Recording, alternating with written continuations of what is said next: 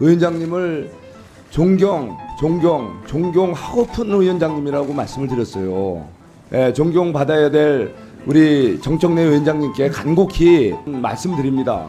이러한 건 보십시오. 한동훈 특검법이라는 겁니다. 정말 이렇게 특검으로 해야 될 그런 사안들이냐?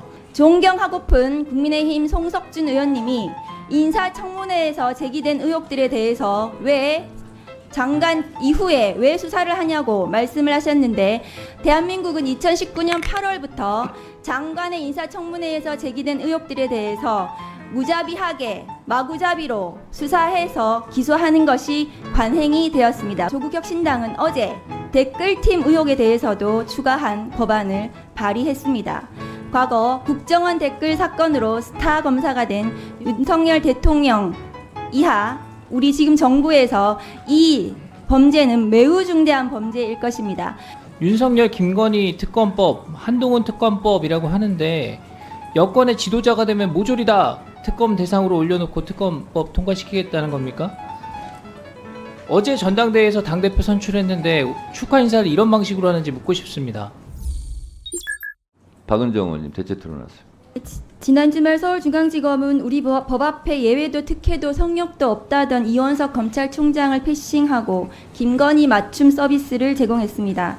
김건희 여사는 경호와 안전을 이유로 검찰청 출석을 거부했고, 서울중앙지검은 기어이 청와대 앞 대통령 경호처 부속 청사로 출장 조사까지 나가면서 보안 핑계로 검사들은 자신의 휴대전화를 압수당하다시피 제출하고 조사를 했다고 합니다.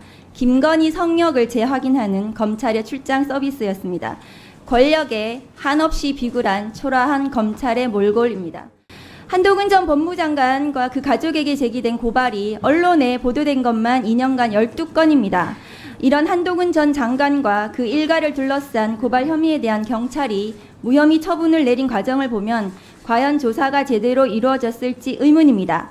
특히 자녀의 논문 대필 의혹을 포함한 5개 업무방해 등 혐의에 대해서는 경찰이 논문 심사 규정을 해신받지 못했다는 이유로 무혐의 처분을 하고, 지난번 청문회에서도 보시다시피 경찰의 수심위에서 거수기로 그것을 손들어줬습니다.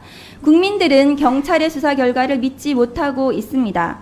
오히려 한동훈 전 장관의 당대표 출마 선언에 맞춰 경찰이 무혐의 발표를 해줘서 꽃길을 깔아줬다는 비판들이 더 많습니다.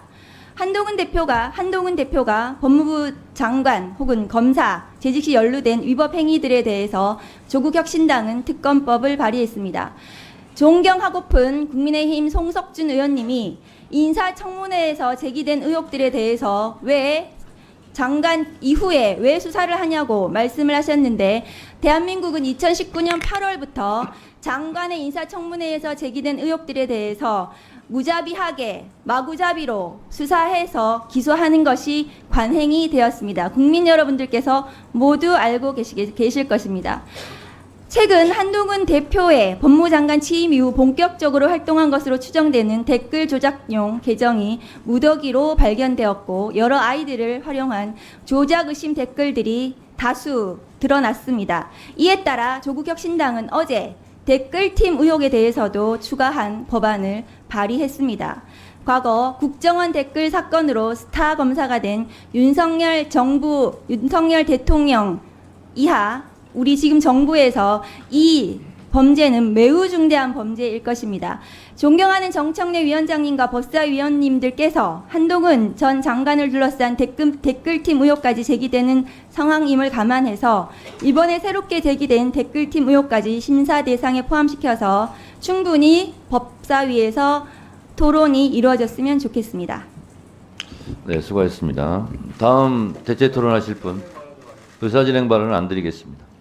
대체 토론하실 분 손 드세요. 박준태 의원님 대체 토론해 주세요.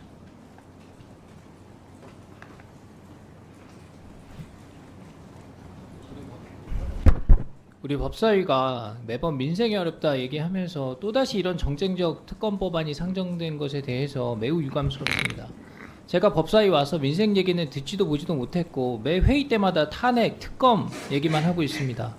윤석열 김건희 특검법, 한동훈 특검법이라고 하는데 여권의 지도자가 되면 모조리 다 특검 대상으로 올려놓고 특검법 통과시키겠다는 겁니까? 어제 전당대회에서 당대표 선출했는데 축하 인사를 이런 방식으로 하는지 묻고 싶습니다. 오늘 상정된 두 건의 특검법안 모두 국민 상식에도 법리적으로도 또 정치 도의적으로도 맞지 않습니다. 논의할 가치도 없이 폐기돼야 된다고 생각합니다. 엄연히 수사기관이 있는데 모두 무력화하자 이런 시도 아닙니까? 검찰은 수사 권력 남용하니까 기능을 찢어가지고 사실상 해체하자 이렇게 얘기하고 경찰에 수사권 줘야 된다고 얘기하더니 또 경찰 수사 결과는 발표하는 내용마다 못 믿겠다 그러고 공수처 만들어야 된다고 하더니 공수처 결과 나오기도 전에 특검을 하자고 합니다.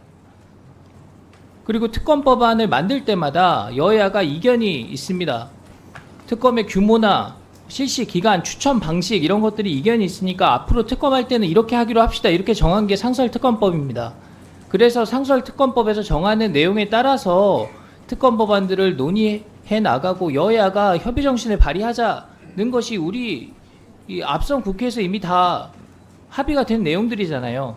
그런데 상설특검법 얘기 나오니까 여야 각각 추천하기로 돼 있는 특검을 국회 규칙 바꿔가지고 4명 모두 야당이 추천해야 된다.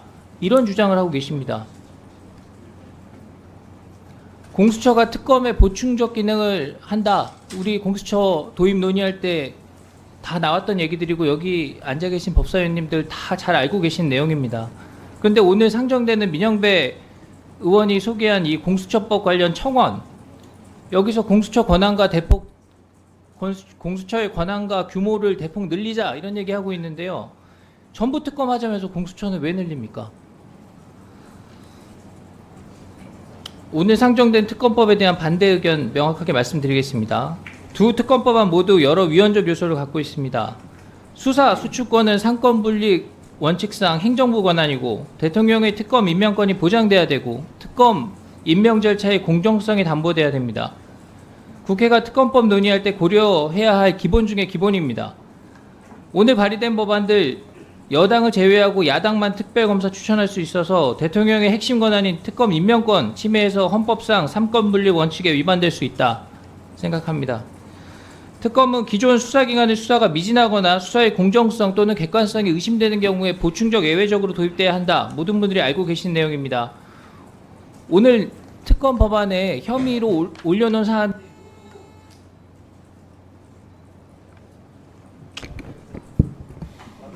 마무리하세요. 의원이 해소되거나 수사의 공정성, 객관성 의심되는 사안에 대해서만 논의하도록 돼 있는 특검의 기본 원칙에 반한다.